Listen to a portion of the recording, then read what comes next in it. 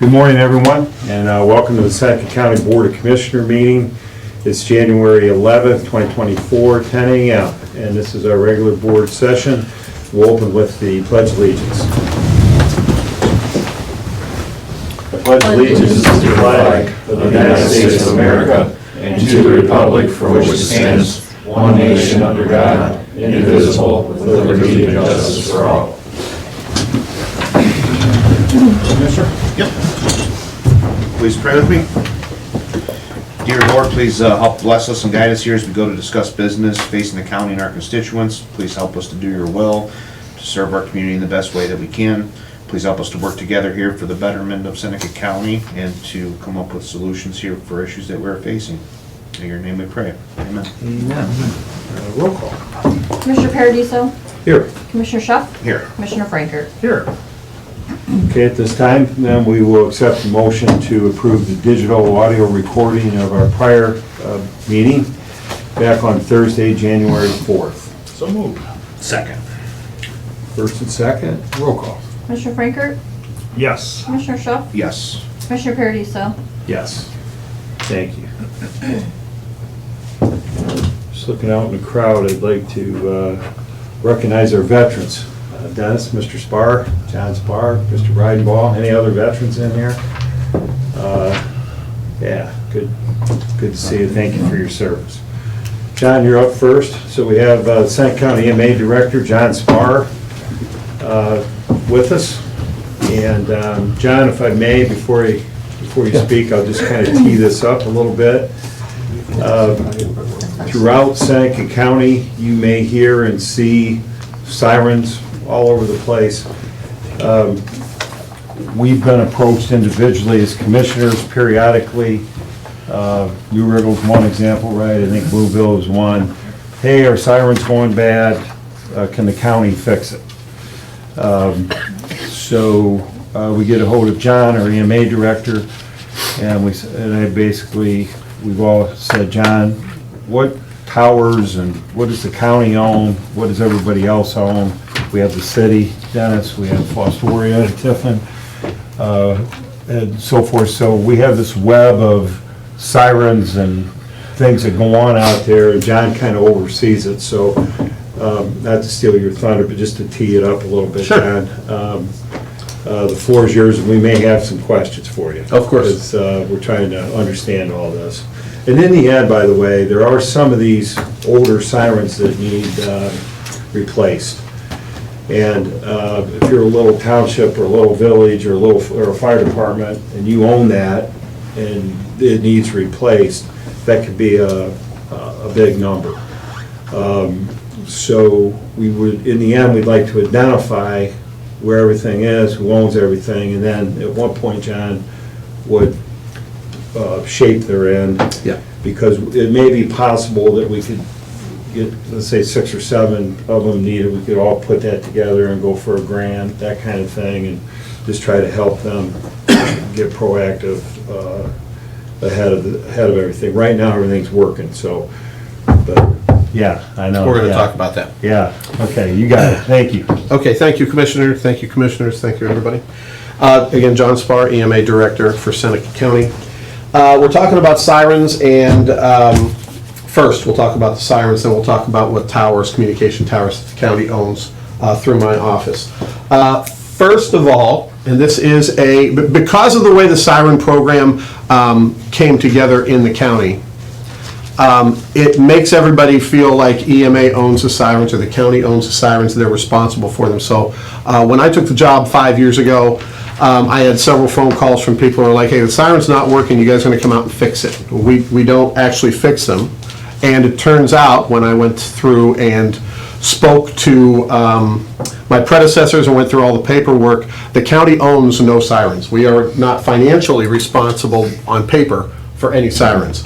What happened was, let's say before 2001, okay, there were sirens throughout the county that were owned by the fire department. For example, Bloomville Fire Department, when they have a call, their fire department has a call, siren goes off. And when there's a weather alert, Bloomville sets their siren off. It's the same siren. So 2001 happens, we all know 9/11, 2001. There's a lot of money thrown out to the counties and the states for Homeland Security money. Well, the EMA director at that time said, let's take that money and let's get sirens around this county for outdoor weather sirens. I want to make that clear that they're outdoor warning sirens, not even weather sirens. Outdoor warning sirens. The purpose of these sirens are to, if you're in your field, if you are out working outside, not near a television or a radio, that siren goes off, it tells you to go somewhere safe, turn on your television, turn on your radio, find out what's going on. That could be weather, that could be a hazardous material release, that could be a terrorist event, it could be for anything. So, in Seneca County, 99.999% of the time, it's for tornado, high winds, severe thunderstorm. That's what we've taken and started calling them as the tornado sirens. But they can be for anything. So there were a handful of sirens around the county, mostly associated with fire departments. The EMA department, through Homeland Security grants, started locating places where we could have them so that we can alert the majority of the county and the majority of the population centers, like on a heat map. Where do we need to put them? This is, by the way, outside the cities. The cities had their own program and they've had sirens in Tiffin since 1975 or earlier. But some of the earliest ones that were most recently replaced were installed in 1975. So they've had 4 or 5 sirens here or there, and then they added to that through the same program after 2001. You'll see that on your list. The first number next to a siren, where it says Fed 2001, that's the actual number of the siren. That's the style.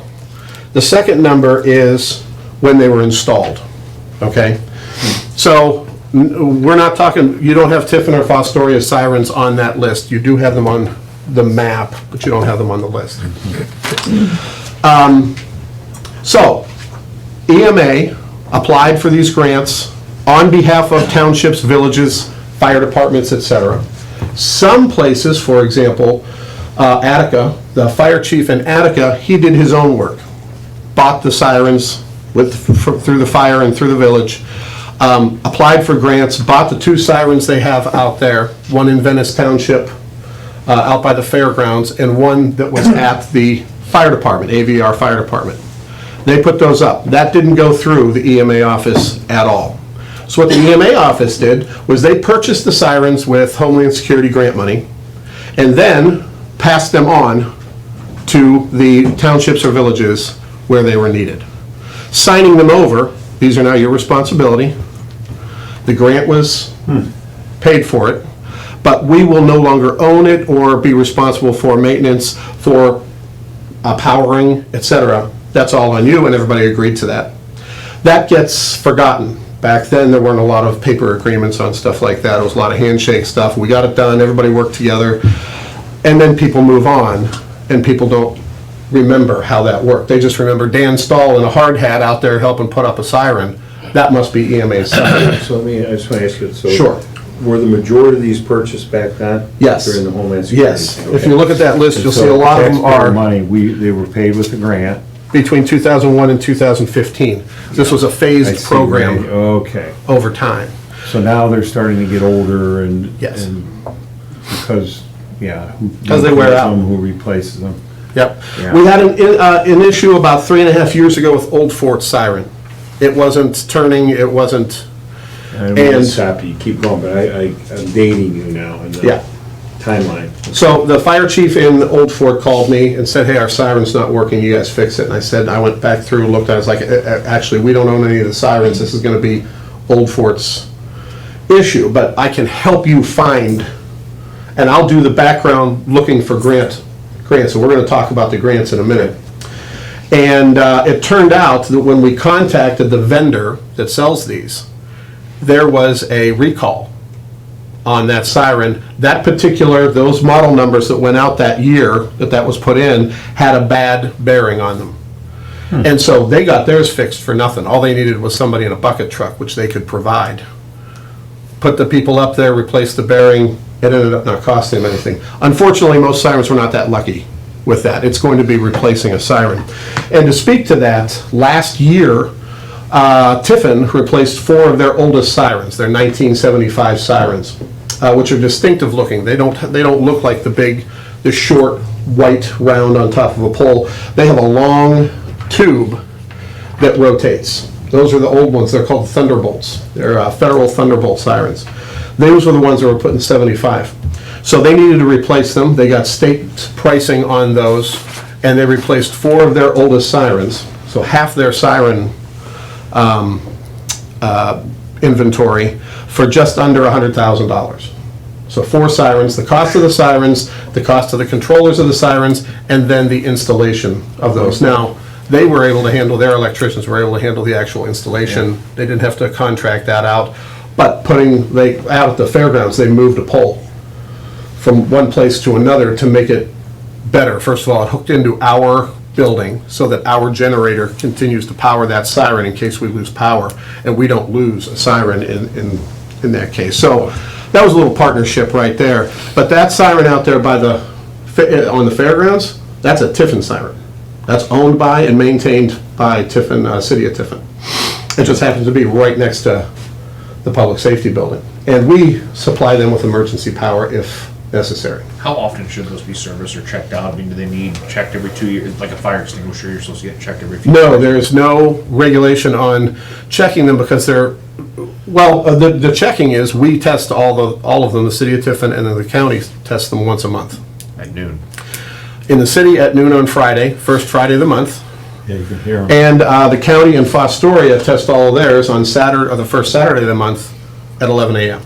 And we just did that last weekend, first Saturday So of if the there's month. a problem, you find out. There's then. a problem, there's 2 things. If there's a problem, we find out about it, somebody goes, hey, it's not turning, or it's sounding and not turning, or it's doing nothing. I note that down and then contact the appropriate Yeah. ownership. Hey, Fostoria, you've got, this siren's not working. They send their electricians out to find out what the problem is. Sometimes it's simple, it's a fuse, Yeah. sometimes it's, we don't know what's wrong, looks like this was almost 20 years old, might be time to look into replacing it. Now you have gotta find the money to do that, because it's no small potatoes to replace those sirens. So getting to how to replace those sirens, where the money comes from. It's gotta come from your budget or through a grant. We found over the last 20 years that tornado sirens are falling farther and farther and farther, and I said tornado sirens, even though outdoor warning sirens, further and further down the list of priority because of the increase in other ways of informing the public of a problem. Your smartphones, cell phones, tablets, etc., wireless emergency notification systems. The National Weather Service will send you something straight to your phone and tell you you got a severe thunderstorm on your way. So less and less people rely on the outdoor warning sirens, and it's at such an expense. It's starting to get to the point where when maybe we don't want to continue that program.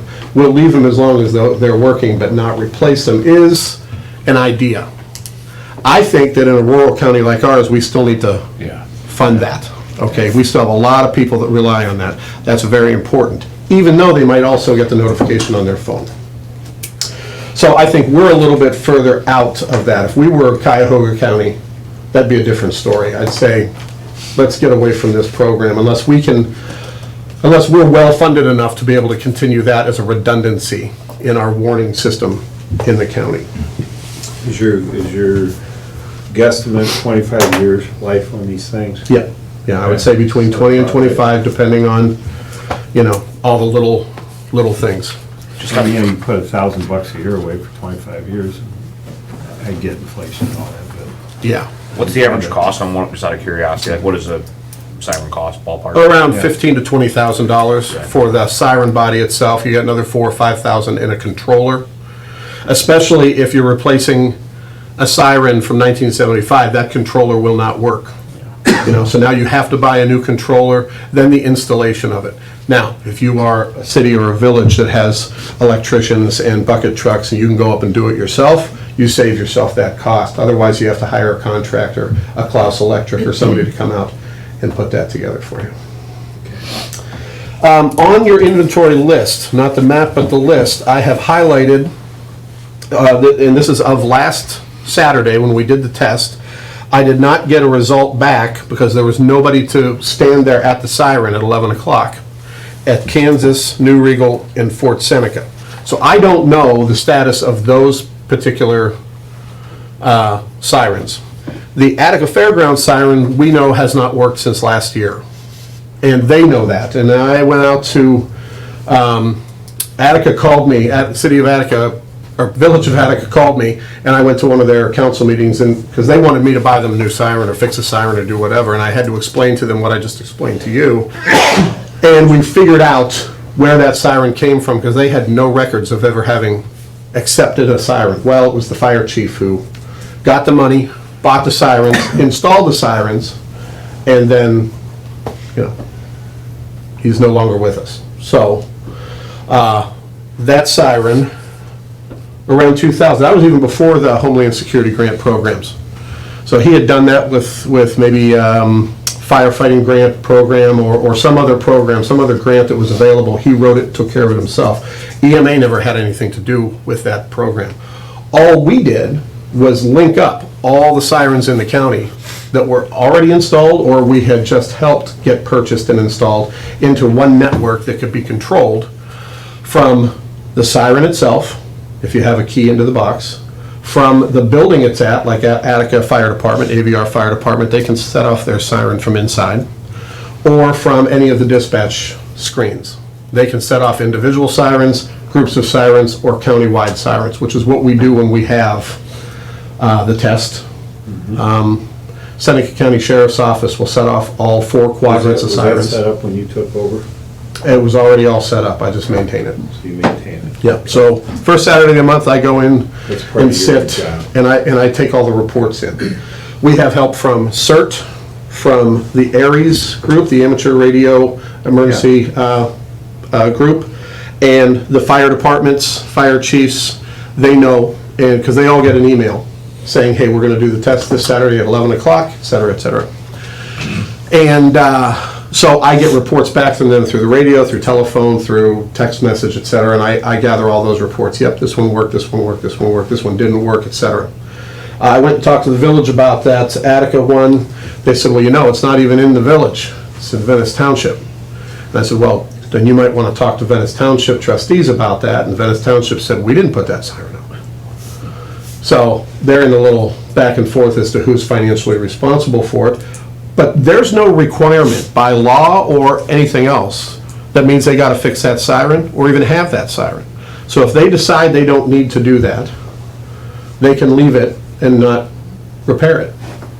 They can take it down if they want to. It's, you know, now it's a matter of, is it worth having it? Is the money spent on it worth having that siren there? I'd say at the Attica Fairgrounds, maybe. But the Attica Fairgrounds is not so far from the Village of Attica. I mean, it's just not that far out. Most of these sirens have a effective range of between 3 to 5 miles. You can hear them 3 to 5 miles away. So there's quite a bit of overlap when you get over to Fostoria, Tiffin, and down around anywhere else we have them. And it's surprising. We have 30 sirens in the county. 8 at Tiffin, 6 in Fostoria, and 22 in the county, you'll see on this list here. Well, it says 16, but the total is 30 when you add them all up. So that's the siren program in Seneca County. Now, yeah, With the ongoing improvements in technology, is the overlapping of the sound, you said 3 to 5 miles, is it getting better as, is it producing higher volume sound or? well, you can, but then you have to move them further and further away from where people are living, otherwise you're gonna do damage to Oh, people. okay. Oh, Okay? okay, you're So if right. you want it to go further, it's gotta be louder at the source. Right, Right, and so if you're at the fire department and you can get a 10-mile range, nobody at the fire department's gonna be able to hear anything for 15 minutes afterwards. okay. So, so there's a happy medium there Yeah, yeah. somewhere that kind of forces you into, if we want to cover an area that's not covered, which by the way, northeast Seneca County has no sirens in it. You know, Green Springs and Republic is as far over as it goes, and the Attica Fairgrounds was as north of it goes, but when you get up there, now I don't know what they have in Bellevue, because that's run by Sandusky County or Huron County or Erie County. We don't have anything in the Bellevue, so they may have stuff up there, but we're not tied into that. We're far enough away from them, you won't hear it anyway. but Correct. Bellevue being, yeah, clear out kind of Right. Yeah, I was just thinking of different ways of reducing the, The need for so volume of many. sirens, yeah. So I see Fort Seneca Park, so you could probably include Tony when he's walking his dog, first Saturday of the month, 11 o'clock, you could let you know if the I'm sirens usually work. gone by then. Well, here's the funny thing, and I addressed this with Old Fort's fire chief, because he was able to, for a while, go somewhere in between the two. And he'd be able to go, yep, that's working, yep, I can tell. You can tell when they're rotating, you can tell that they've gone off in different directions. And then something changed and he wasn't able to go down there and check that. Sometimes he does, sometimes he doesn't.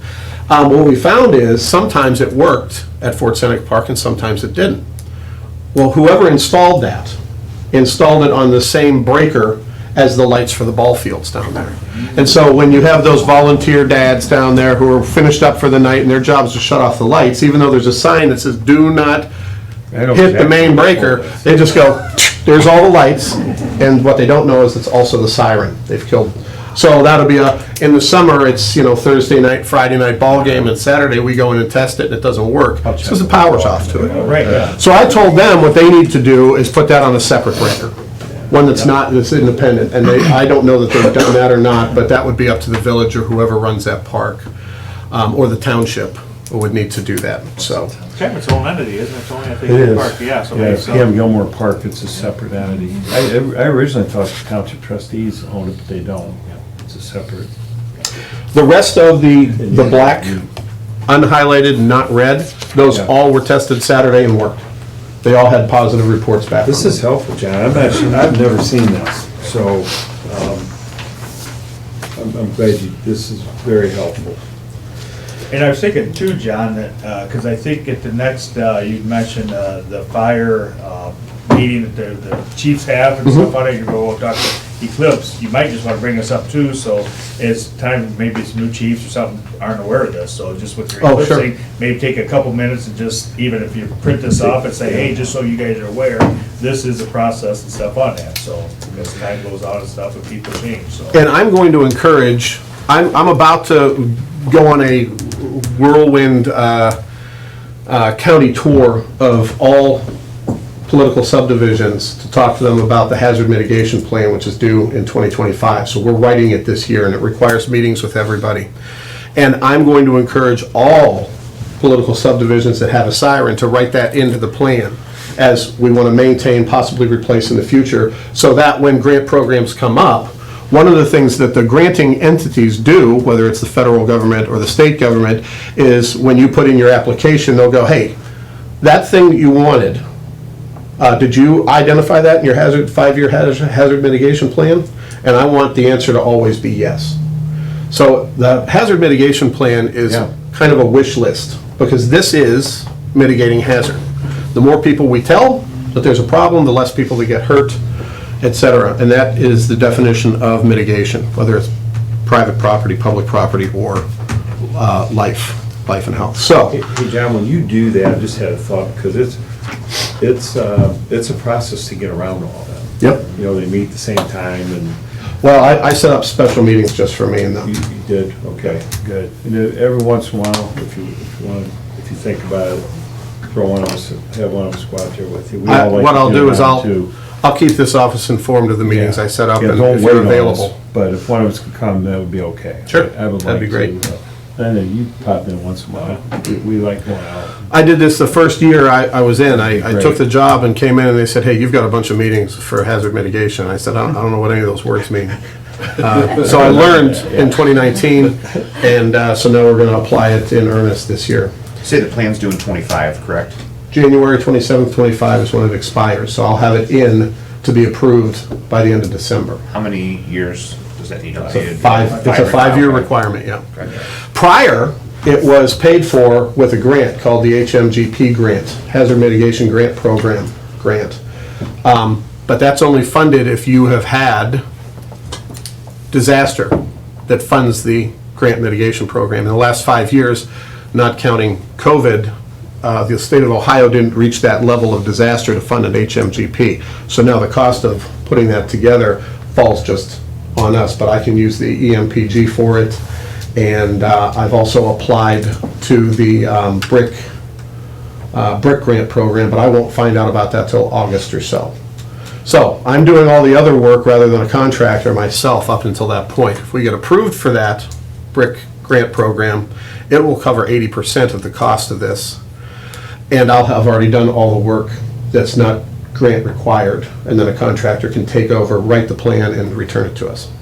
That's how that's gonna work this year. So we can I step. throw a suggestion out too, that if you want, go through the grant process, since we're working with FEDC, and just have Renee kind of review, and maybe she could throw a little sizzle in or something too, because she, really versed on that stuff, so just kind of review. Sure, out. and I can, but it actually goes through a specific grant program at Ohio EMA, and they have made it so fill in the blank simple. Oh, all right, great. So it's like, if I was just doing a grant to some bank or entity like that, I would definitely use them. But I have a grant specialist who's assigned to me at the state, so I don't have to put anything on her He desk. just confessed here, I thought he was just. Yeah, I think it's- Transparent. Well,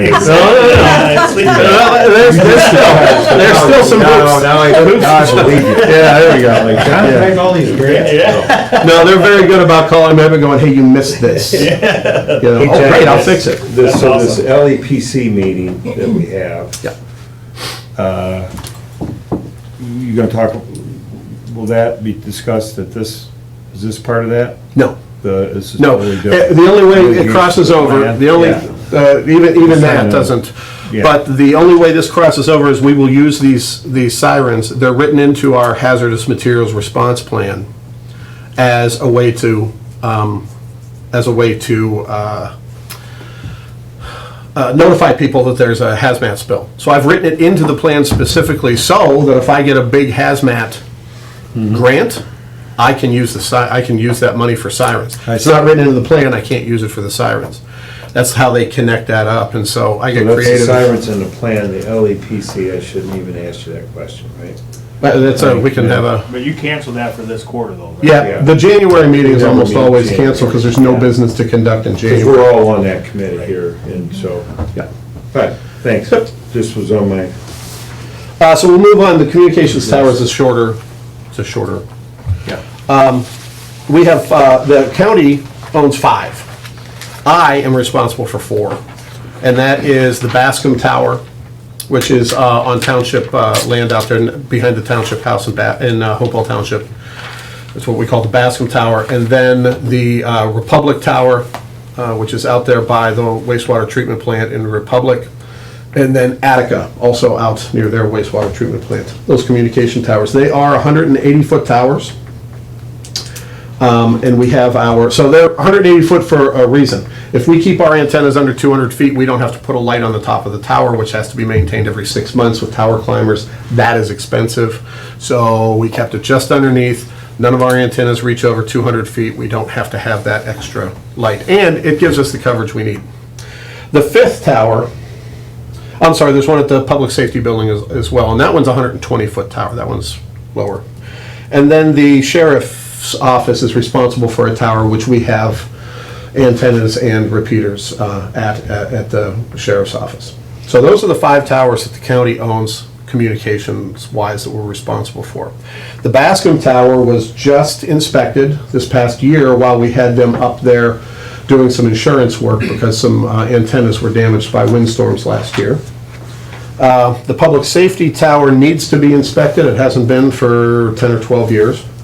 The Republic Tower was inspected 2 years ago. The Sheriff's Tower was inspected 3 years ago. And the Attica Tower is also on the list of needs inspected. So I try to get those, so we're not inspecting all the towers every year or every other year. I try to keep that spread out. Now, all of those towers are covered by emergency generators on site. So public safety building has a 60 kilowatt generator that covers the building in that tower. The Bascom Tower has a 15 kilowatt generator. It's a Propane or- It's propane. It's a propane, and we have a tank out there. And that generator and the Republic generator are both the same age. They're both the same kind of generator, and they're both put in at the same time.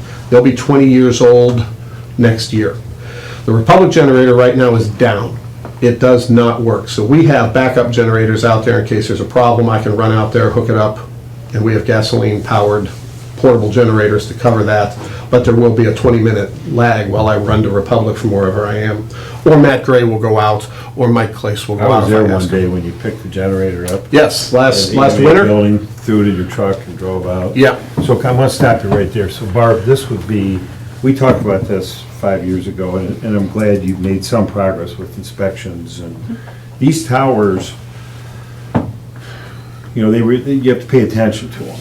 You know, you have to paint them every so often, you have to take care of the generators, and so we might wanna add to our capital list. We're doing everything now with vehicles, with buildings, with computers. This would fall under a building thing, John, we probably never think about. At least I've never talked about it. And I know from owning a bunch of towers with radio stations, so John can relate. Yep. We had diesel generators, we had propane generators, they gotta run every month, you have to pay attention Yep. to stuff. And they run out of propane and so if you could get with Barb one, just sit down and take each one of these, like I need this now. It's really not a ton of money. I mean, what's a generator? Yeah, I mean, Little that's, yeah, how long has generator out it been there's out? $5 grand or Generator's been there, something. Been out how long? It threw its water pump, which screwed up the fan, in the beginning of December. So we had CAT come out right away. Yeah. They looked at it, took pictures, looked at parts. It's an Isuzu engine, which is very difficult to get parts for, and that's what they're working on. I have a message right now, as I was coming in here today, I got a message from Sounds CATS like a giving me an update on getting those pieces and parts, and they'll come down and fix it. But I also am planning this year in 2024, when the BRIC grant comes out in fall, I'm applying to replace both those generators and get the grant money. So 80% of that will be able to be covered by BRIC. And I have no doubt that I'll get that money for those two That's what generators. I'm asking you. Go ahead, finish that. But we'll buy not foreign-made generators. Between Matt Gray and I, we talked about getting a Chevy or a Ford, which he could go to Napa and buy the part. You can't do that with an Isuzu that's now run, I think, by Kenworth or something. It's very So difficult. just piggyback off that, I'm not suggesting here's a bunch of money, go buy generators, but I think the first step, this is very informative for all of us. And now we're on to the towers from the sirens. If you could let Barb know, these are our 5 towers. This is looking out 3 to 5 years. Today, I think we need to do this. Yep. Just so we have a feel for it, and then I'm gonna apply for a grant. And then when you can't get the grant, or something blows up, or something happens, we're maintenance and Barb, that falls under you, but the money comes from here, and I just wanna make sure that's one for And what are maintenance these things you towers? forget about, Communication towers, so fill us in, what are they? Yeah. Okay, so I wanted to say that. So Next. it's our repeater system for the county, okay? So the EMS, law enforcement, fire, they all use our repeater system. They buy their own radios, and we maintain the repeaters, put the antennas up, and help them connect to it and maintain their connection, but at their cost, not our cost. We pay for the repeaters, do the infrastructure. which we just replaced every repeater we own with CARES Act money in the last 2 years to upgrade all of them to Is that a 100 analog. grand or something? That was a big number, wasn't it? 250,000. 250. 250, Yeah, because yeah. we replaced every repeater with an analog/digital so that we'd have the room to move up, which is what the sheriff's office just did. Tiffin, well, the sheriff's office was the big one because they're the only ones that are on our repeater system primarily, Out of law enforcement in the county, it's county law enforcement and the sheriff's office. The cities have their own repeater systems. But we all talk to each other. We all can receive each other's communications. On top of just our public safety stuff, we also allow the schools to use the repeater systems, or have space on the tower for an antenna for, and they'll buy a repeater and put it in our shack and put their antenna up at their expense, so that their buses and school systems can use their own radios on that. Townships also. Yeah, we actually got a grant when Dan Stahl was there, got us a grant from the township. In your They truck, were all like your good. snowplow trucks and Right, yeah, stuff. we can talk to Yeah. the sheriff, we can Yep. talk with each other. Yeah. You know what, and I left one tower off of this because I don't have anything to do with it, but the engineer has their own tower out at the engineer's office. Yeah. They are on a VHF system, we're on a UHF system, and they didn't want to switch over. So That way they have can their talk own to themselves. internal Right. thing that's- But they're able to also communicate with us, because we can receive VHF as well. So we allow other entities to use space on the tower, if there is space on the tower, without charging them, if they're county or school, like that. We don't charge anybody for space on the tower. We're not, I really don't want to get into managing rental of antennas or anything on those. So we don't allow private industry on the towers, because we also don't want them to have access to our tower sites, which should be a secure site for our public safety purposes. So we maintain that. Matt Gray does most of the work on that part-time from Tiffin Fire, and he's on the books at EMA as part-time to handle communications. He does the programming for anybody who buys new radios and needs, let's say Green Springs or Republic Police Department or the Village. They buy new radios, they don't program them, they send them to us, we program them and give them back to them so that they have access to all the channels without us handing out our encrypted password. Because we don't want bad actors to have access to our system. So it all goes through one node in our office to get access to that. We don't give that out to anybody. Anything you need from us, John? I guess I got a question Yeah. I have, Yeah. is, so as we look at this, because I know you get out kind of north, if you look at the line, looks like, the southern half of Seneca is covered, but there's some holes, I mean, basically everything north, you get around. You're looking at And I'm looking at your communication tower, Okay, so suggestion, maybe, because I know the sheriff's have, because we got, some hills and valleys and stuff on that maybe at one of our EMS buildings, that we're looking at the Green Springs area, like Lowell or whatever. there you go. Might be a good spot to put a tower just to help cover that area a little more. so if you, and more tower wouldn't, sure, I'll take another tower, but it does look like that. So actually, the Bascom Tower and the Republic Tower, and especially with the new digital that the sheriff's using, they can, and I can attest to this because I drove up to Sandusky the other day for training in one of the county vehicles, and I could still listen to them as I entered Sandusky in Erie County. So they're covered the entire county now. But you'll notice that those two are pretty much equidistant across the county. Split the county into thirds, right in the middle, Bascom and Republic. The Attica Tower was added later because there is a geologic formation that runs from about Reedtown down to Bloomville of some hills and valleys. It's hard to see just driving, but they're there, which caused this whole southeastern part of the county to be uncovered. You could not get a transmission through, so we put a tower in Attica to cover that links back to the others. So the Republic Tower covers the whole county, so does the Bascom Tower, the whole county, but it's like a Venn diagram where in the middle it kind of, right in the middle around Tiffin, it's overlapping.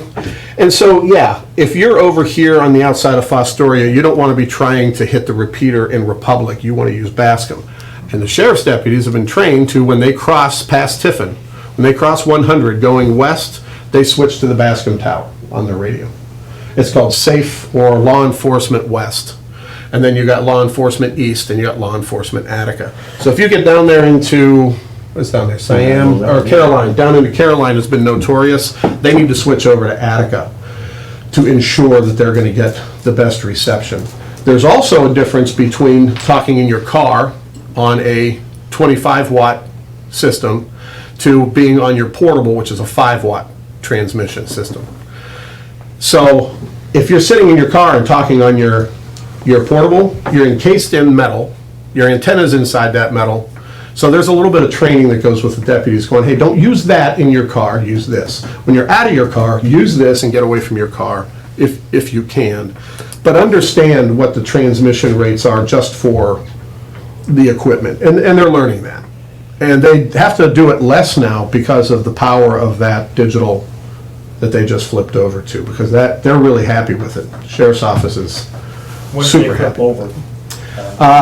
Just before December 31st, like that week before. State Route 101, 228 area was terrible there. It's like a mile because you're kind of down, you trees and all that stuff's been a huge issue and stuff with that, so I've not heard anything lately. That was. Right, I previously, think so the long as- digital may have solved that problem, but we'll check with them on that.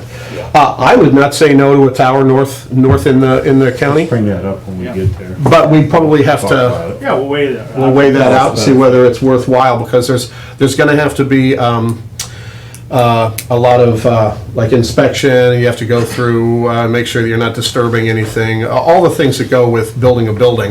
You just Indian did burial all that. grounds. Well, it's federal, so. Yeah, And some of this could be tied together with our, as far as generators, you got, Yes. there. So that's what I say, maybe a feasibility part of it is, if you can maneuver around a little bit and get tied into some of our county Yeah. facilities and property and stuff, maybe something to evaluate. But yeah, as long as they're good, because I know that was a huge issue then and stuff with it, so, and didn't know it was all switched around, so thank you. sure. John, you need anything from us? I don't think so, not right now, Barb knows though. Yeah. Did you want to speak on the train derailment that happened in Willard? Or? Oh, in how- Willard? How it would affect, how things would affect, because I think we talked about that as well. In December, I went to my annual EMAO Winter Conference, and we had two speakers there. One was the EMA director for the county, I think it was Columbiana County, that had the train derailment last February. Palestine? Yeah, East Palestine. Despite what you saw on the news, or on Facebook, or in YouTube videos, you have to watch all this with the idea that the squeakiest wheel is the loudest, and people pay attention to that. Everything that transpired, besides the accident itself, the response happened exactly the way it was supposed to happen. There were some decisions made that there was just no good outcome for the decision. There was no choice that could be made that was going to be better than any other choice, so they made the choice with the governor's office and with the state EPA and federal EPA and some other people to go ahead and let those tanks vent and burn, because in their estimation, it was going to be safer to do that than to allow them to explode, which was what the alternative was. Yep, that stuff probably, it's entirely possible that stuff came through here, through Seneca County, and it does every day. The only, I get a notification through a secure system at the state that tells me when there's a high hazard or flammable train coming through the county. It doesn't tell me when, it doesn't tell me what, it just says in the next 24 hours you'll have a high hazard. I get that 2 or 3 times a week. They will not tell me anything else. Because if that information gets out, then you're telling any bad actors out there, hey, you got a huge bomb coming through, and go ahead and target these cars. So that information is never released. Even if I called them on a secure line, they wouldn't tell me what it was. So that's the best information that we get about that, but that's daily. That's daily. We are, this year, training our firefighters to respond to these incidents, especially in the wake of that incident. That was kind of a wake-up call. I went to the fire chiefs, Tiffin and Fostoria's fire chiefs last year, and asked them if they were ready to respond to a hazmat, and they said, don't think we're really prepared for that. They'd be able to do what they need to do initially while we call in hazmat specialists, which is exactly what we're going to do. Okay, but that could be a 2-hour window or more before you get those specialists into your area. It's just for anybody, it doesn't matter. They have to get them up, get them to the place, get the stuff and start driving. Then they get there and they take over and they take care of that hazmat stuff. But our training could be a little bit better. We're doing that this year, LEPC, and through a grant, which I applied for last year and got approved for, is going to allow us to hold some hazmat training for firefighters this year. So we're getting that planned through Bad Day Training. So they'll come down here and get technician class and safety officer class done in Seneca County through my office. So that's happening this year to increase our first response abilities on any hazmat event. Now, what I wanted to say about the rail accidents is the numbers that they were throwing out in the news is there's, 30,000 rail accidents a year or derailments. That number is ugly and it is terrible. The problem is the definition of a train derailment is the wheel of the car slips off the track at 2 miles an hour, at no miles an hour. So every one of them gets counted. The actual number of incidents like this per year was like the average. Oh, I'm sorry. The accident like this level of accident in East Palestine, the actual number over the course of 12 years was 3. There was only 3 of those, but that wasn't the number that was used because it's not really a headline grabber. What's better is, hey, there's an average of 30,000 of these over the last 12 years that have happened. Well, what are these? Train derailments.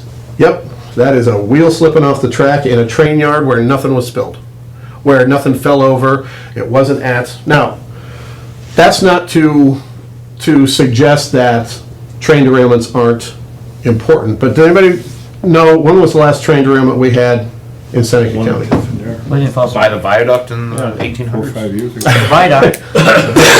We had one the day the governor, the day we shut down in 2020, the day that the county, that the state got shut down by the governor. Is that 2 the day that a.m. happened? I was on that day, because later that morning, too. I was managing everybody going home and doing the Driving by COVID stuff. the AT, I couldn't cross It was there. March something. Yeah, March 13th. That morning, Kevin Valentine called me at 2 in the morning and said, hey, thought I'd let you know we So had a you train were derailment. here, you were here then? Yeah, Yeah. yeah, and I went down and reported it to the state and tracked it, and it turned out there was nothing, it stayed all on CSX property, no damage, and there was nothing in those cars that was hazardous, flammable, anything. So it was a non-event for us. For CSX, it was a huge event. They lost time on the tracks and their cars went down, but it didn't damage public property, private property. It was only CSX property, so we didn't have to do anything there. I even went around and asked people if they had any damage, because they'd be able to, I would manage their requests for reimbursement through the state, and nobody wanted any reimbursement because there was no damage. They weren't affected. So we got lucky in that respect, but it happens. So we want to be prepared for that. And the office's motto is when, not if. We don't say if we're going to have a tornado, if we're going to have a train derailment, it's just when is that going to happen. So that's what I've been working on. John, just a little follow-up, so there must have been an incident out at the outside landfill last night or yesterday afternoon. Truck rolled over, what's the update on that? Okay. It's full of leachate. Yes, there was a tank truck full of leachate. They're just, wherever they get that from, they're retaining whatever, they pump it out and then they send it off to be dealt with. Apparently, and I don't know the cause of the accident, but rolled over, a tank truck was on its side. I got a phone call, but I was giving a presentation at the time, didn't get the call until I got out of the presentation. I called the sheriff's office back and she said, oh, we sent Bascom out there. It's just leachate. And I said, okay. She said they weren't sure if there was a leak because it rolled over into a ditch that was full of water because we've had a lot of rain, runoff, snow that's melted, etc. So after I got off the car with her, I was in Fostoria, so I was about to just go ahead and turn on down there and head to the event when I heard the fire chief, Chris Daniels for Bascom, clear the scene. They had inspected the truck, there was no leak, they couldn't find any place where anything was coming out, and the companies were coming out to right the truck and get it moved out. So there was nothing to respond to. What I understand is that when it happened, the Wind Waste Innovations called the EPA and reported it, but I never got a call from the EPA, and I always get a call from the EPA if there is something spilled in our county. So the EPA came, even if they're coming down, they call me and say, we're coming to your county, you want to meet me out there? And I know the two guys that do that, it's Dave Schilt and John Flegel. That did not happen. They didn't call because it's leachate and it's not a hazardous material. It doesn't rise to the level of needing to be mitigated like that, even though, and I know that Wind Waste brought in their contractors to make sure. but nobody could find a leak on that tanker. So, last night, the health department called me just to confirm some of those things that I knew, so that they could write up a press release and include what they need to include, just for transparency's sake. So that's all the information I have on it. So what is in leachate? What is, do you have any? It is the runoff from rain, water, whatever, through the landfill, and then it's collected at the bottom, and instead of allowing it to enter the water table, which it can't because they've sealed that off, they pump it out and send it off to a disposal facility. Because you can't be sure what's in leachate. It is a mixture of anything. Could just be water, could be whatever ended up in the landfill. You just don't know. So it gets tested somewhere else or mitigated somewhere else. It's carried off out of the county, and I don't know where that goes. I don't know who they have contracted for that. Anything else? Either one of it? Good. Barb? Okay, Thank you. John, thank you. Thank you. and, Thank you very much for your time. Appreciate it. We're gonna move on. Yep. Everybody good? Okay, thank you.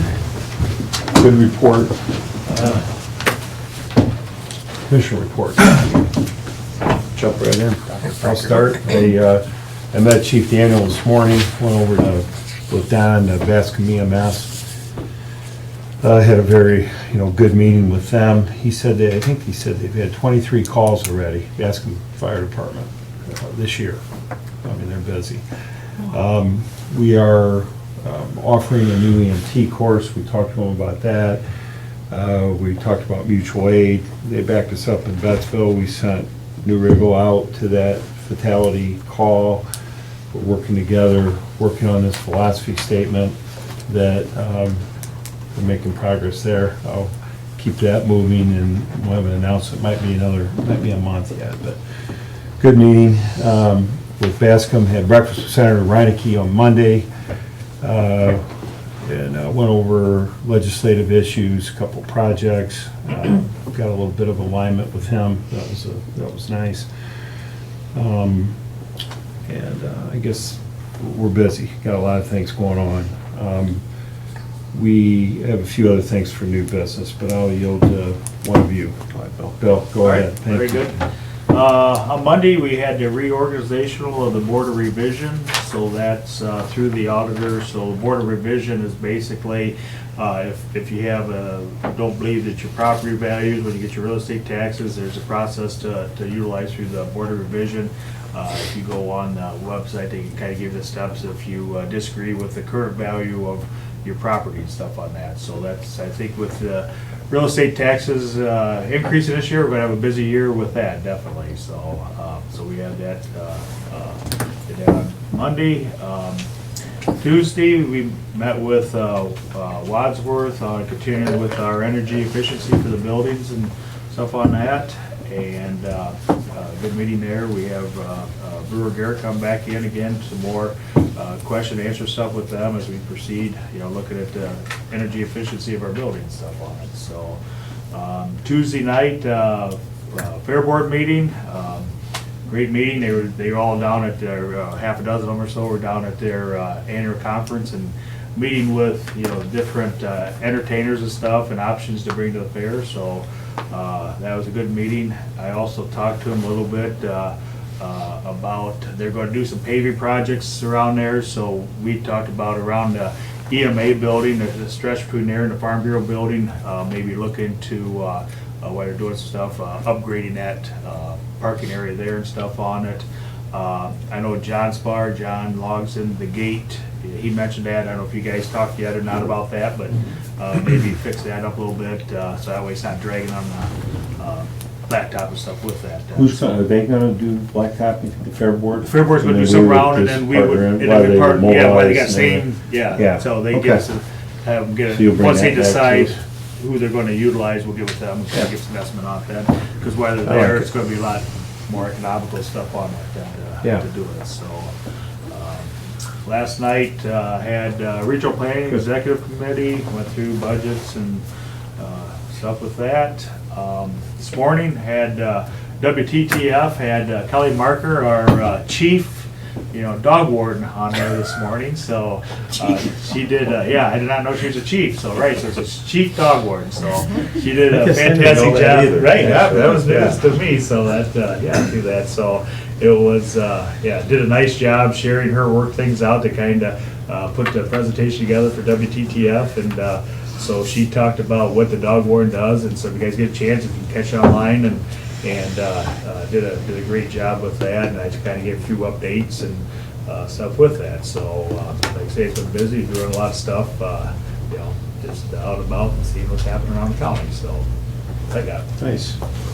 Don't forget the potato chips. Oh, yes, we had to, thank you, Tyler, yeah, so we had the Eclipse meeting there with that, so actually the bar right come up with the Eclipse chip. That's pretty cool. Yeah, That's so, way cool. yeah, you guys take a look at them. I So, thought yeah. those were glasses or something. Yeah, no, those are the. John, did you see this bag? Yeah. I have one. Yeah, so, yeah, was that's part right, of John it. was there too, so, yeah, so, yeah, that was a good meeting, just getting everything lined up for the eclipse, and, as of yesterday, it was 89 days, so we're getting down there, 88 days or so till, yeah, we're ready to roll with that, so, it's coming fast, right, John?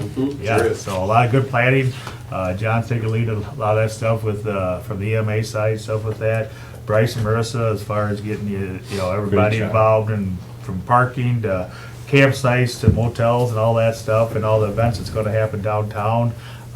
We were talking about that they're gonna have the elope on the eclipse and stuff on that, so, we have, The weddings? so we have 88 days to find Tyler so he can, elope on the eclipse and stuff on that, so we have, so we find, on that, so, right, so that's coming fast, so, yep, Judge Alt's agreed to do that. Isn't that crazy? yeah.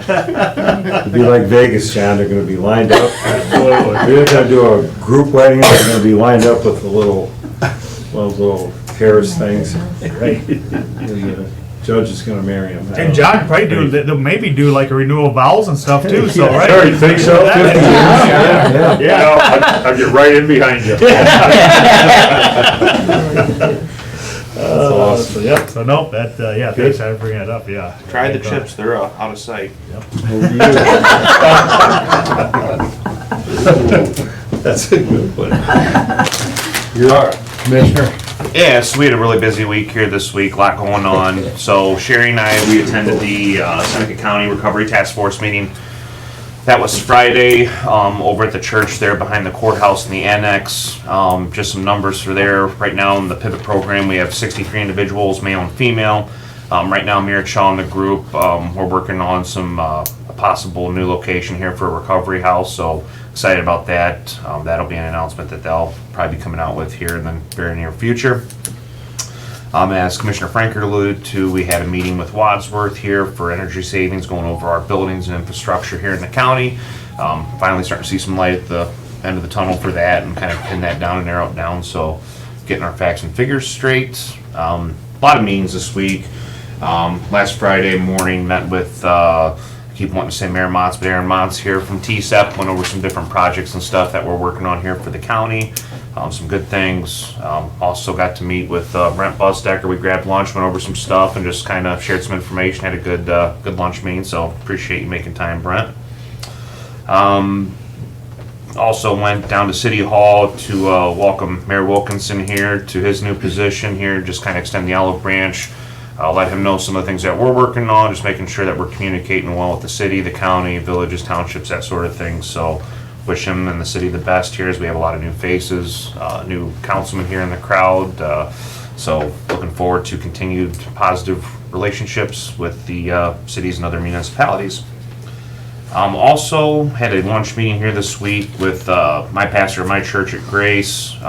So a few weeks ago, Commissioner Paradis and I attended a seminar for LifeWise. Basically is a faith-based kind of training that kids can opt in or opt out of during study hall or after school, basically going over kind of life lessons and different qualities, respect, that sort of thing. So we had a good discussion here, and I know there's been some individuals or some superintendents and school systems looking to possibly implement that, but it's kind of driven by the schools, the parents, that sort of thing. So had a good discussion here with him this week. Also, all three commissioners, we're in attendance there at the Republican Luncheon. That's once a month at Fort Ball, so I'm just happy to go there and give some updates of things that we're working on here in our office. Barb and I also made a call to the JDI group, so we've had some architectural drawings done that we had funded here over the past few months, looking at possibly doing some stuff with the RTA building over here at the corner of Perry and Washington. We have leaking windows over there. It's an older building. It's a solid building, but looking at possibly doing some stuff to the facade here to make it more energy efficient as far as the windows go. Maybe giving it a brick facade, but just kind of tighten that building up a little bit and dress it up. So we're going to be getting some numbers in on that.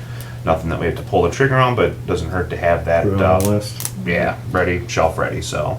Good. Also, this week I attended a GLCAP meeting. In this position, there's a lot of acronyms, but GLCAP stands for Great Lakes Community Action Partnership. Got some really good news from them this week. So there's a program out, and I'll get some information to you, Kayla. Zach, I know I talked to you. I think Sherry and I are going to work on a press release as well. So there's a one-time program right now. It's a property tax help for homeowners assistance program. It's pretty impressive, honestly. So there's a few items you need.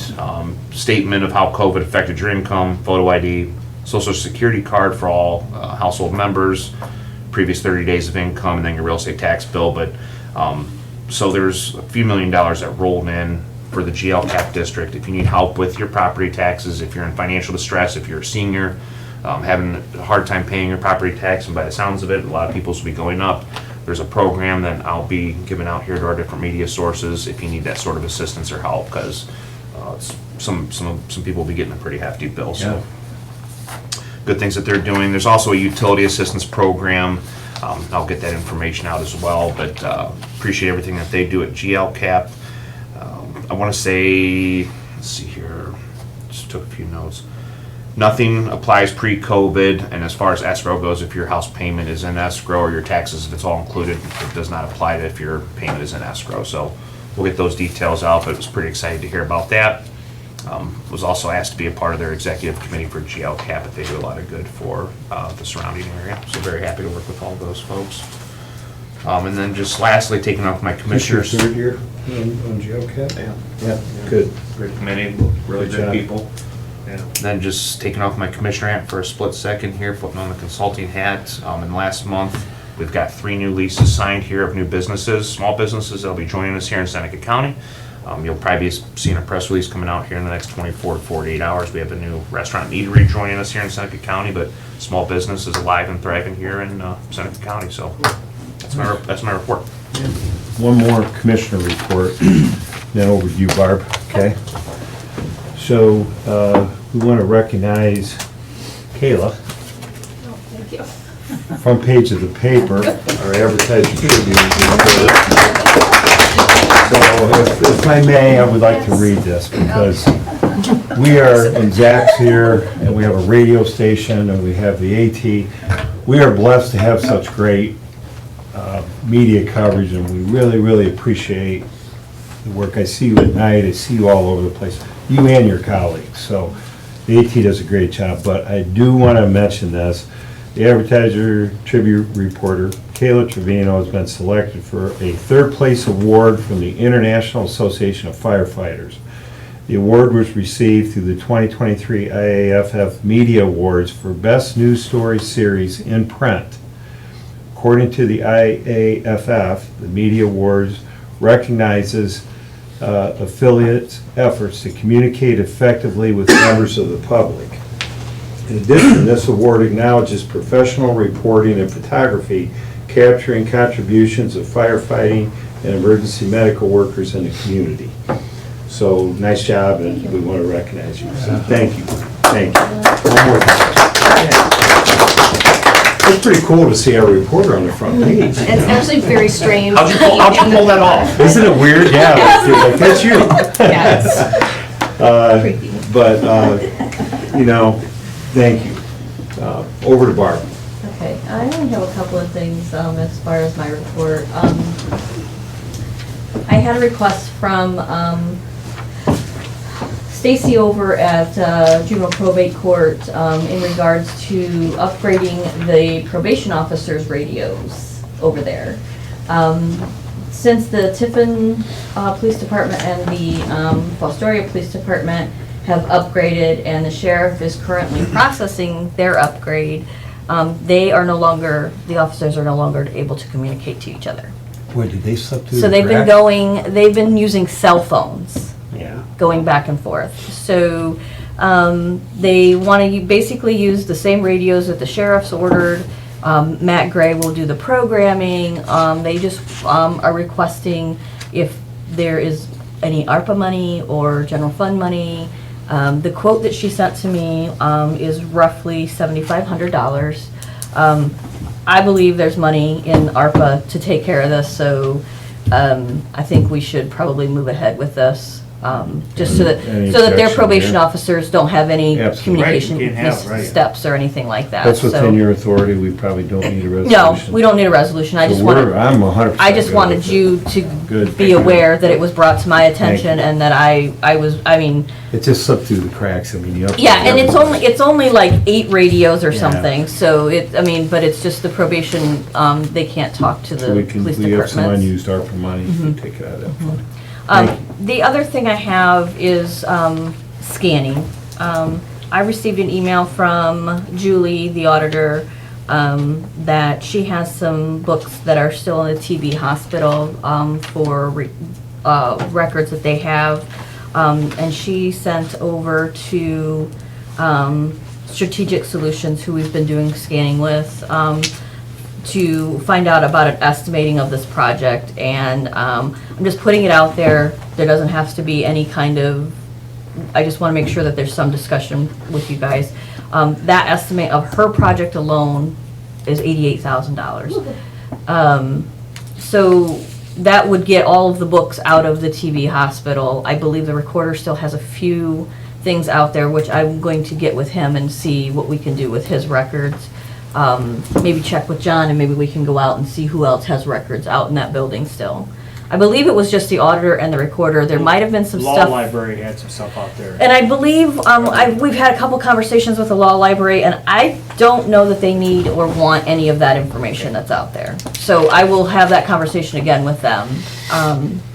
But I also, we had talked about the sheriff. He has also some scanning that still needs to be So finished. that's my question. Yeah, Didn't we, And there is a total of, I think his remaining balance is $177,000 wouldn't in we approve? scanning. I thought we swiped that. We Yeah, did we put $25,000 in sheriff's. 2023 to No, cover but some of Didn't we talk it. about, We've talked about it individually. I've had conversations with all of you on it. But I just, we need to kind of make a decision on what we're doing with the scanning and where that money is going to come from. How I mean, much- this is kind of, to me, a one-time, I mean, yes, I'll learn a lot, but we got to ARPA because moving stuff, keep moving it around on that, let's, from the TV building. Move it from one building to another building and You still then, got it, if you can scan it, it'll save how room. much is in the so- ARPA fund? I 700, believe 700. there's roughly $700,000 and it either has to be encumbered or used by the end of 2024. Okay, so let's just pause. So, I don't think, the question isn't, are we going to scan the sheriffs? We are gonna do the Right. sheriffs. We've agreed that that needs to be done. That has to be done, okay? The stuff in the TV building, we need a little more information on from the auditor. And, maybe some of that can be scanned, but my initial reaction was, and I don't wanna do this, but I thought about, let's take the books over to our, I shouldn't say I don't wanna do this. It's an option, okay, let me rephrase that. We could take some of those books over to, what do we call that building? Document center. Document center, our storage facility that's paid for, that we could rack and we could say, there's the auditor's books. Do we have room to do that? We do, Okay. yeah. Right. So I just don't want to spend $250,000 on scanning. I mean, we may in the end do that, but I don't want to do that. I just want to think about it. So as far as the sheriff, can we break it down to that and just talk about the sheriff? I I think. guess the point, I'd like to make, Tony, Is- is, today we're good. but there's still stuff being put out there that we look for the future, it's not gonna get any cheaper on that, if we can culminate, rather than keep moving this from place to I place. and kinda then- like see where so we're at with that's- our capital project, you know, Right. see how Well, some of the but stuff again, comes this in. is a one-time, that's what the Yeah. ARPA funds are used for, so I guess Yeah. that's, so. All right, so, the auditor made a request, right? Well, she didn't really, she just was giving an update on I her wanna get, scanning. I would like more information from the auditor, you know, like, what is it? Do we need it? It looks like, it appears that it might be payroll records, and those are permanent records. We can never destroy those, so we either, And that is- house them as they are, or we scan them and save them digitally. So that's, you know, I'm open to, Does that complete all this document stuff? I'm not sure. Because I've been, ever since I've been there, we've been working on it. John, I'm not right? sure. I would have to double check to From the verify. mold and the old juvenile. Well, Well, and We I found that new building, bought it. No, I mean, it's just like it never ends. the sheriff would be complete with Yeah, his I'm good with that. 177. I can check with Julie to see where she stands, if this would complete all of her scanning needs. And then, I'm not aware of anyone else that has asked for any other scanning. Do we need a resolution to just give the sheriff a green light to do it? I'm good with that. Let's, like, do it, right?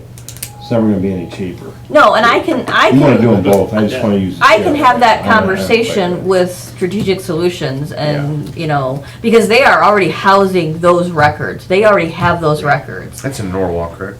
Yes, so they are already housing those records, so we give them the green light, they're just gonna go ahead and do it, and they can bill us as they That's go. a progressive bill. Okay, enough of that, so good conversation. So the question is, are there any more surprises with scanning in the whole county? Somebody please tell me that, and then have Julie ask me or report back. This gives us a little better report than it's 80-some thousand to scan everything. I would just like to, and then maybe we can have that discussion, put it to bed one time. Zach, you know how to work a scanner? It's been 5 years we've been talking about He's the this. media Scan documents, right? Give it a date. It's actually been a good exercise. It's a monumental All task the to take the time. entire county and deal with the records. I mean, everybody's worked really hard on this. But the commissioners always have to pay for everything, so. Okay, good. Anything else? I don't have anything else, that's all I have.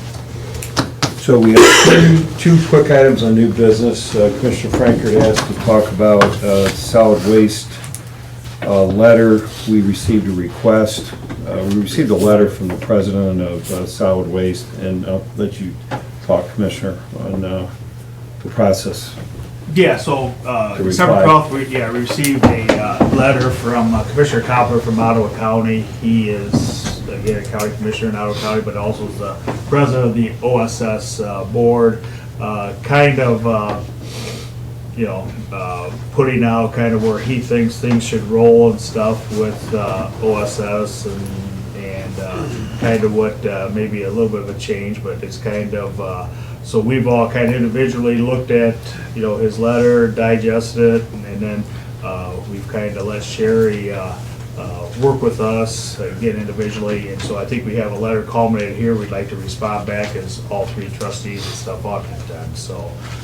It's a nice letter. Do you want to read it out loud, or just, she could share it with Whatever you everybody? think. what- It's up to you. Yeah. You know, you want Okay, to I read guess- the whole thing, or highlight it, or whatever you want to do. Yeah, I guess we'll go ahead, I'll just read the whole thing real quick Okay. here, so yeah, so. Sure. It says, Commissioner Koppler, thank you for the email on December 12th, 2023. We would like to reply to your comments and your question regarding the board taking action on your suggestion. We are glad to hear that you are now agreed that additional funding is necessary for proper oversight of the landfill. In your opponent testimony to the House Energy and Natural Resources Committee regarding Senate Bill 119, you said, the Seneca County Commissioners have stated that there is insufficient funding for Seneca County Health Department. You then discussed the 2022 Seneca County Board of Health audit, pointing out to the committee members that the Health Department Construction Demolition Debris Fund had a carryover of $870,000. The commissioners have explained to the House Committee OSS commissioners, and other involved parties that the carryover was due to inaction of former Health Department administration. The new administration, under the leadership of Seneca County Health Commissioner Julie Richards, is proactively addressing long neglected health and safety issues at the landfill, and effective action requires additional funding. Your letter to us appears to reflect a newly formed understanding of the health department's needs for additional funding. Is this correct? If this is correct, we can assume you support the Seneca County Commissioner's request made on December 11th at the OSS meeting for $500,000 to fund a pair of monitoring systems, along with the additional annual $250,000 to cover operation costs of the equipment. These funds would be added to the $40,000 already approved for the health department oversight, as well as $10,000 for the host fees funds. Is this assumption correct? In your letter to us, you recommend presenting a united voice to get the attention of Columbus for necessary funding that Seneca County Board of Health says is necessary. And you offer to write a letter to address the funding and oversight issue. In your opponent testimony to the House Committee regarding Senate Bill 119, you attempted to discredit the judgment and professional qualifications of Commissioner Anthony Paradiso and Commissioner Bill Frankert, which presented an image of disjointed and ununified solid waste district.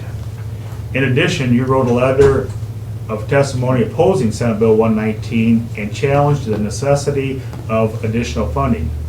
In your letter to us, you addressed the inequitable reality that we cannot charge more to dispose of the waste than an in-district user would pay. Are you now expressing a desire to write a letter to the members of the House Energy and Natural Resource Committee that rescinds your previous testimony and instead supports the need for permissive fee to help fund oversight, since the permissive fee is included in what the Seneca County Board of Health says is necessary? We would welcome you to the proponent team with open arms. In regard to your suggestion that we address interstate commerce laws, we would like to stay focused on Senate Bill 119 for the present. Interstate commerce is a federally regulated issue, and addressing concerns about it would require that we engage in long-term, time-consuming process. On the contrary, Senate Bill 119 has the potential to provide immediate help and relief to our local health district. We do not want to sacrifice Senate Bill 119 to refocus our efforts on interstate commerce. To reiterate, we do not feel the board should take action on addressing interstate commerce laws at this time, but if you want to step into the process individually, we will support you. Seneca County Commissioners Anthony Paradiso, William Frankert, and Tyler Shaw. So I think we did a pretty good job on this. Yeah. So just to give everybody the context, so I'm good with that letter, by the way. I think that's good. Kudos to Sherry for writing that up. I mean, it asked them to clarify, and How about our markups? Were they good? Did you put some of my markups in there? Okay, so we all contribute. We'll give, anyhow, yeah, go ahead, yeah. No, as well written. I mean, it's asking them to take a stance, and I mean, not dance around the issue. I mean, if they support us, they support us. I mean, hopefully this will get a response we're looking for, so. So we have, just to help the press out, so you try to understand what we're doing. So solid waste is made up of 9 commissioners, right? 3 from Seneca, Sandusky, Ottawa County. The solid waste district has a president, and it happens to be Commissioner Koppler from Ottawa County. We, Seneca County, 3 of us went to our OSS board meeting and made a request to the board meeting, in the board meeting, to the board for funds to come back to Seneca County. Okay? We've never, in an open board meeting, as the solid waste district, taking a position, pro or con, against 119. We never formally had an open discussion, hey, solid waste is against 119, but you can just feel some tension in there where everybody's coming from. Commissioner Koppler, as president of the Solid Waste Board, went down and he testified against Senate Bill 119, which we are all for, okay? Which that Senate Bill 119 will provide tools in the toolbox for Seneca County to basically address what he would like to address, okay? So he then sends a letter to all the commissioners and wants a response. So it's kind of hard are we responding to the president individually? Are we responding to the Solid Waste Board as a group on his action as president? Did he go down and talk individually? But he does reference that he's president of the Solid Waste.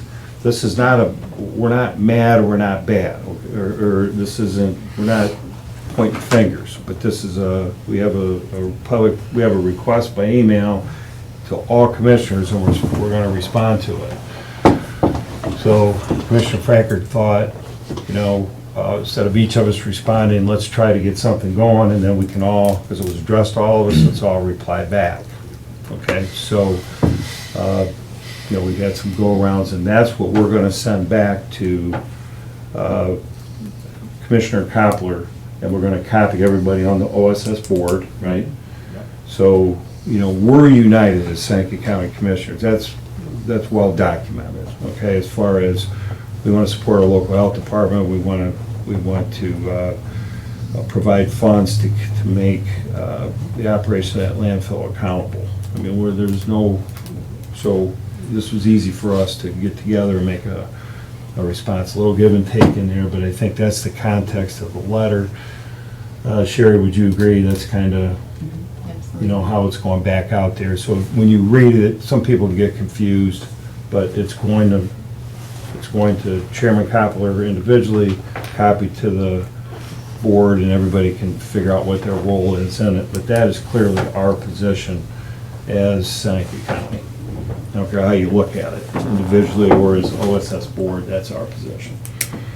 So thank you. I'm glad you brought that up, and I'm glad we can check that off the list. I have one more issue that seems to be a hot topic, and it's over in the Bettsville area. County Road 31 is the road that runs along Carmoose, along the quarry there, and they are basically requesting that road be vacated. They want to expand the quarry. Is that a fair description?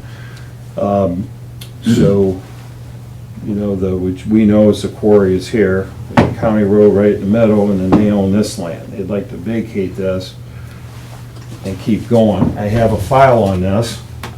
You guys weren't born yet. This goes back on 8/17/20. Okay, so I'm telling you how far back it goes.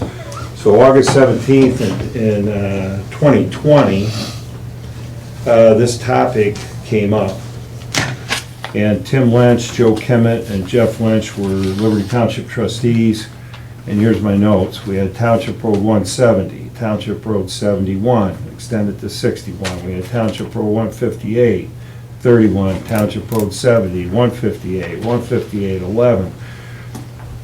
Truck route, we talked about, we spent a lot of time on this. And at that point in time, there was probably more sentiment to approve vacating the road than not.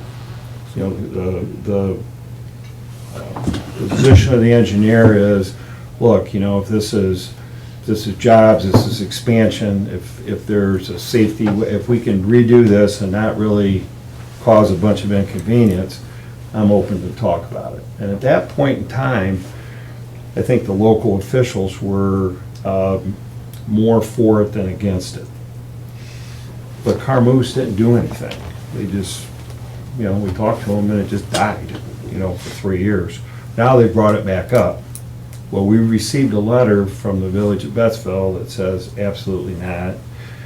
The new township trustees at Liberty Township, they don't want it.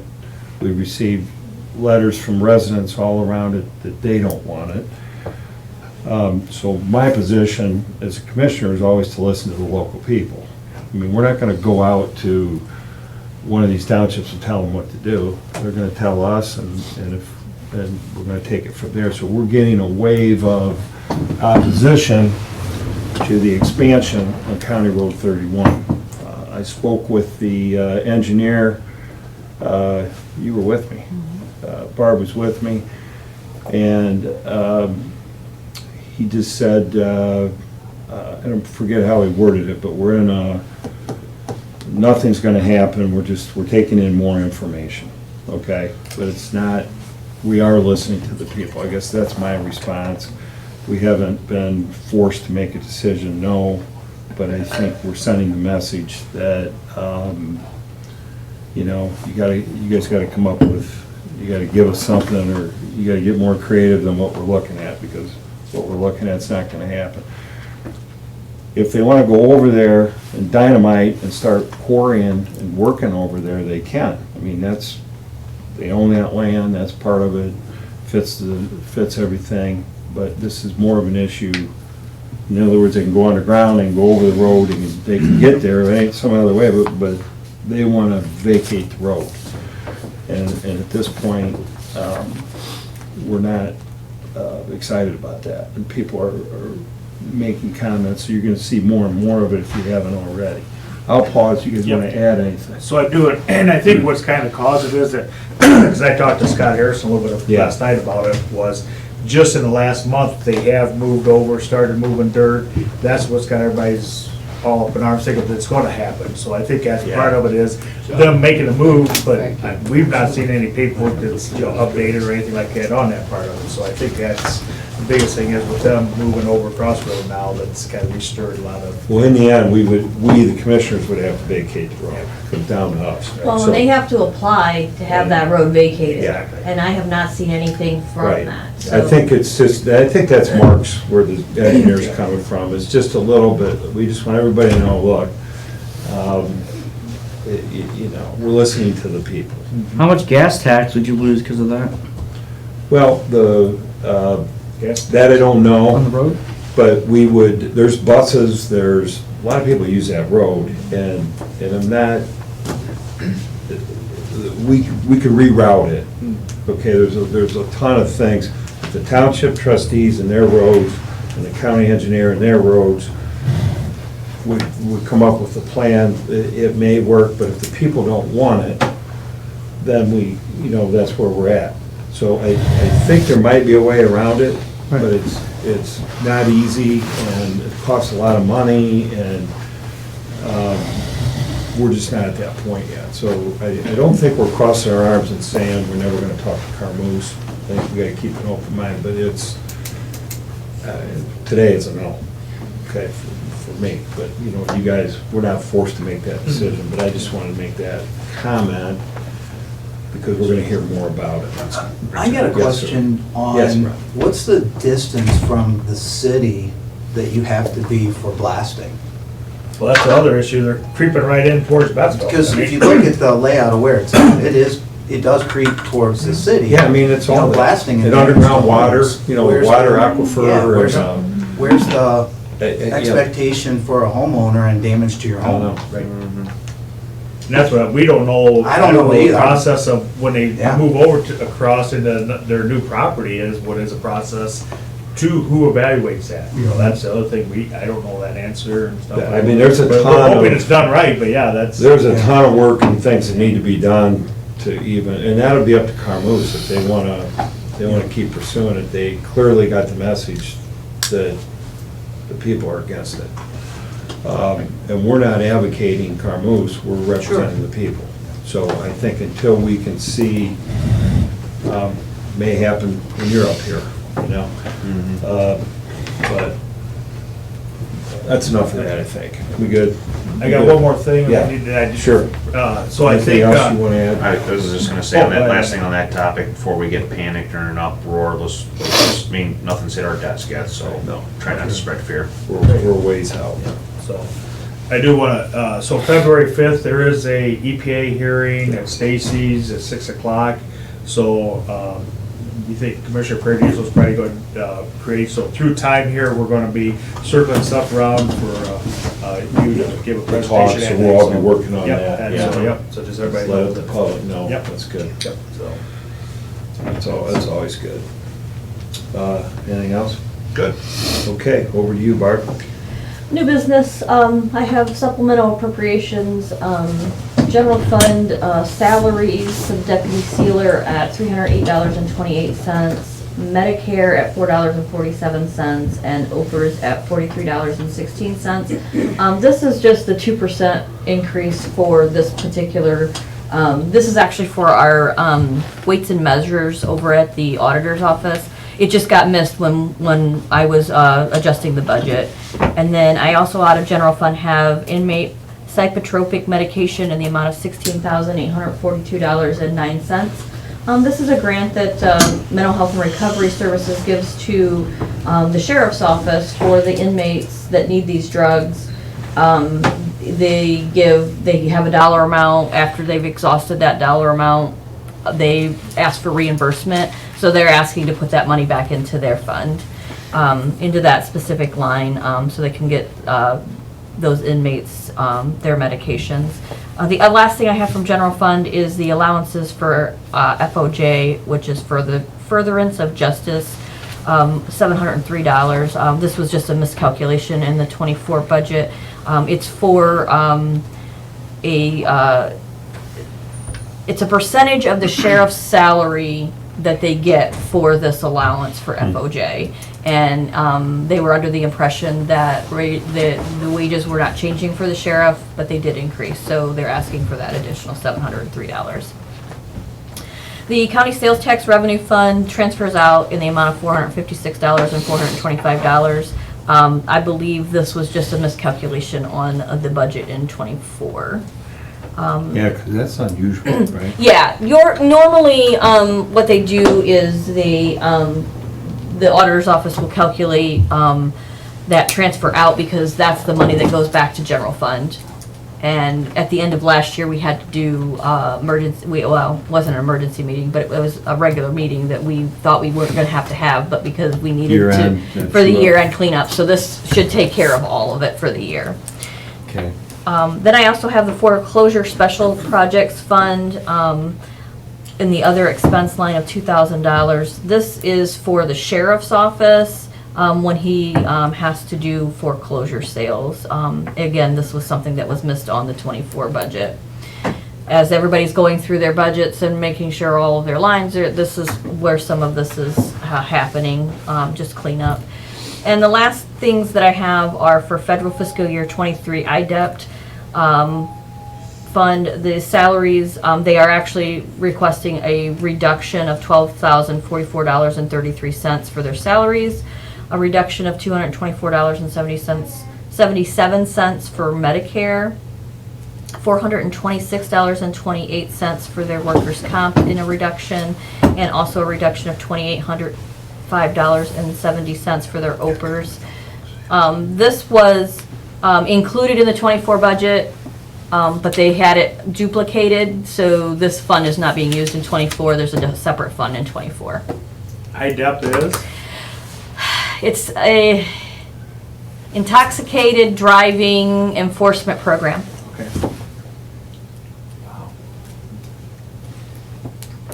That's just from memory. I'll make a motion that we approve the supplemental appropriations as read. Second. Any discussion? Now, if you know what IDEP Right. stands for. Right. Did you know that or not? I was actually thinking about it. I probably would have asked at some point. You know how I am. Right, I understand, right? So, okay, we have a second? Yes. Okay, roll call? Commissioner Prankert? Yes. Commissioner Schuff? Yes. Commissioner Paradiso? Yes. Keep me straight, Sherry. On to resolutions then. I have a resolution designating board appointments for the Seneca County Board of County Commissioners for 2024. Motion to pass the board appointments? Second?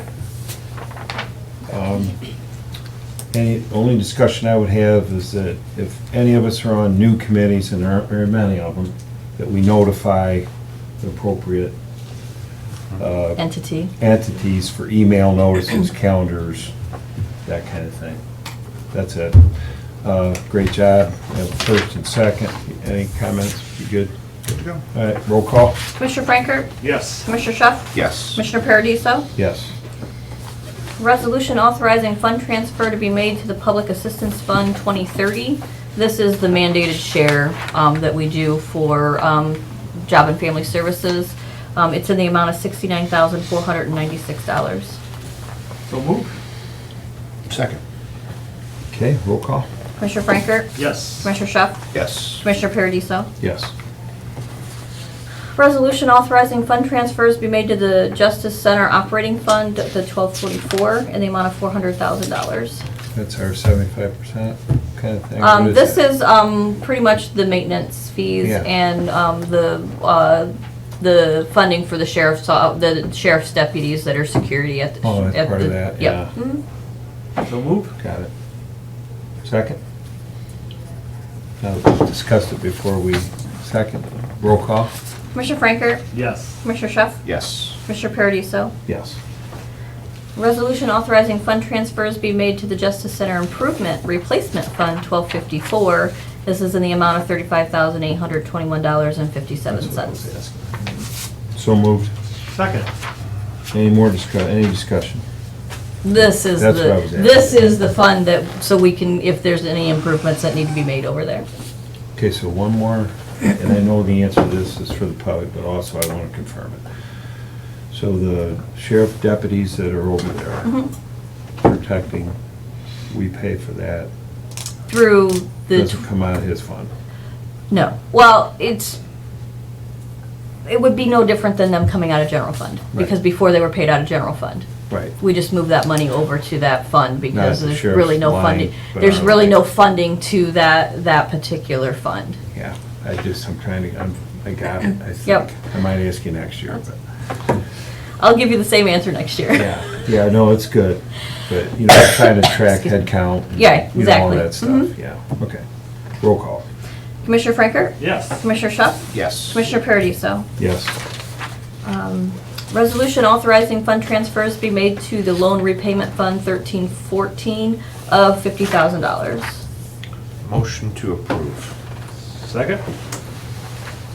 Roll call? Commissioner Frankert? Yes. Commissioner Schuff? Yes. Commissioner Paradiso? Yes. Resolution amending Resolution 2023-54, appointing Mayor Lee Wilkinson municipal representative and removing Mayor Dawn Iannatuno municipal representative as a member of the Community Corrections Board.